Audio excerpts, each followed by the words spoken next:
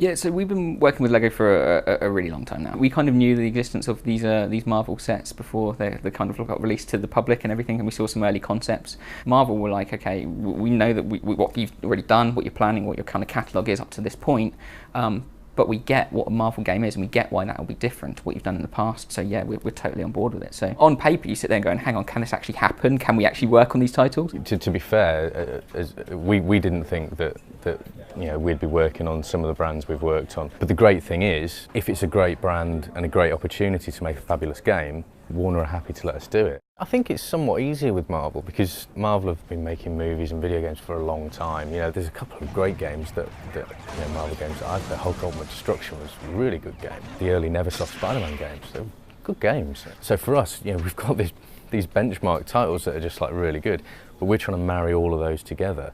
Everyone that's on it, I don't think one person said they didn't want to work on Marvel, which is cool and rare. And we sat there thinking, well, do we make a video game of the Avengers? And as a designer, you're trying to analyse what you want to make, what you think people are going to want to play. But obviously, you've got the X-Men, you've got Spider-Man. You can't make a game and not include Spider-Man. We've got the Marvel Universe. You've got to have Spider-Man. You've got to have a Green Goblin. Whoever it may be. Myself and the other designers, we wanted to go full on and basically pick that turkey to the bone. Let's explore everything we possibly can. It's not going to be playing Avengers for a bit, playing Spider-Man for a bit. It's a meld of all of them together in the story, which is it's really exciting. It's a challenge because we're sat there going, right, we're doing the whole of Marvel, so there's an awful lot of characters that we need to make feel special. Marvel's got over 7,000 characters. There's just huge numbers, and we've had to just look through it. I've been on the internet just trying to see, right, what are the fan favourite heroes, what are the fan favourite villains, what are mine, what are the other designers' favourites, and whittling it down to what we consider to be the best, the best of the best, with some curveballs thrown in for good measure. People, characters that people will be like, I wonder if so-and-so's in there. No way. And just, so we've got some great hidden extras. We have a cast of villains in the story that easily matches the number of hero characters that the player's going to play. So, you're looking at sort of 18 of each that are going to just be appearing in the story. Along the way, we're trying to make sure that the player's expectations are always going to be met. Is Spider-Man going to meet his arch nemesis along the way? Is Wolverine? Who's Hulk going to meet? Yeah, we've got this grand story, but within that, we're also doing justice to the characters from the brand, And then aside from the story side of things, there's a whole cast of other Marvel characters. They don't kind of fit with certain things. So what we're doing there is we're also pairing them up with characters that they would be known to associate with in little side missions and side quests. The cast is, it's the best cast I've worked on in any video game. So with the music side, we're actually looking at doing some kind of original pieces, but very much inspired within the Marvel world. That gives us a bit more flexibility, because when we're sat there and going, right, we're mixing all of these Marvel characters together, what might necessarily work for an Iron Man set piece might not work if Iron Man's there with the Hulk and with Spider-Man. So we get to do something that's new and original.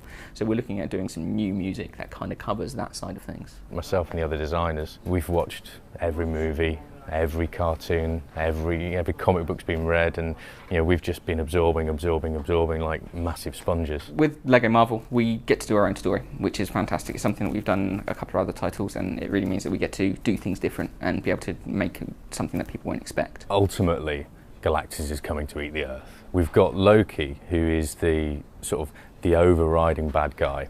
He's actually imprisoned, so he has to use his powers to kind of assemble a cast of villains, under the direction of one of the bigger villains, to carry out his master plan. And his master plan is he wants to go back to Asgard. He wants to take what he sees as his rightful throne. So that's kind of the overriding story of it.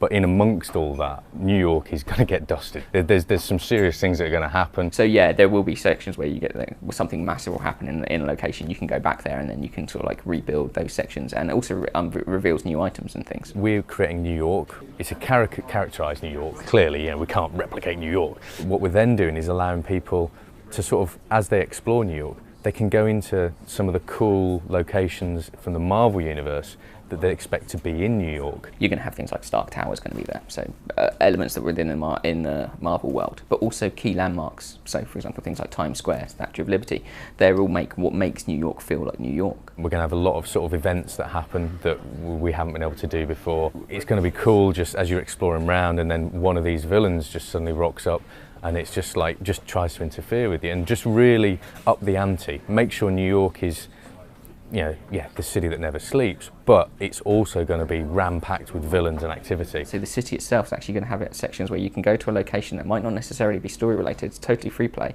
but go into an interior section and go, well, hang on, I can actually get in this building. Every Lego game we make, we have to take like, you know, 10, 11 steps forward for people to see or perceive that we've taken 1 or 2 steps forward. For Lego Marvel, one of the first things was, we've got Hulk. And it's like, yeah, because then we can also have the Thing. The minute we sort of like scratched the surface, there was like 7, 8, 9 characters that fit the bill for these big fig characters. Brilliant, tick, we've got something cool.